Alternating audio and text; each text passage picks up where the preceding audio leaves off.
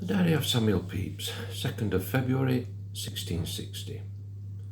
Drank at Harper's with Doling, and so to my office, where I found all the officers of the regiments in town waiting to receive money that their soldiers might go out of town, and what was in the exchequer they had.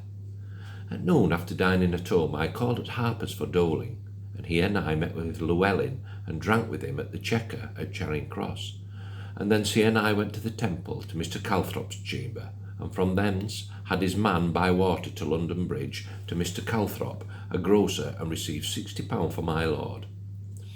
In our way we talked with our waterman White, who told us how the watermen had lately been abused by some that had a desire to get in to be watermen to the state, and had lately presented an address of 9 or 10,000 hands to stand by this Parliament, when it was only told them that it was to a petition against hackney coaches, and that today they had put out another to undeceive the world and to clear themselves, and that among the rest Crop, my waterman, and one of great practice, was one that did cheat them thus.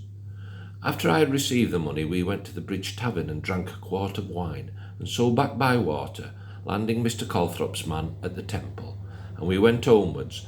But over against Somerset House, hearing the noise of guns, we landed and found the Strand full of soldiers. So I took my money and went to Mr. Johnson, my lord's seamstress, and giving her my money to lay up, Doling and I went upstairs to a window and looked out and see the foot face the horse and beat them back, and stood bawling and calling in the street for a free Parliament and money. By and by a drum was heard to beat a march coming towards them, and they got all ready again and faced them, and they proved to be of the same mind with them, and so they made a great deal of joy to see one another.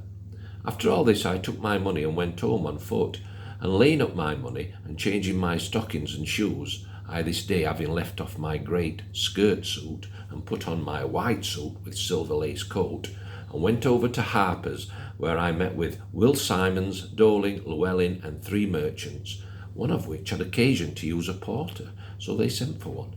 And James the soldier came, who told us how they had been all day and night upon their guard at St. James's, and that through the whole town they did resolve to stand to what they had begun, and that tomorrow he did believe they would go into the city and be received there.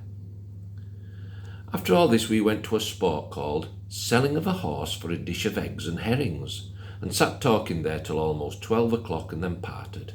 They were to go as far as Aldgate, home and to bed.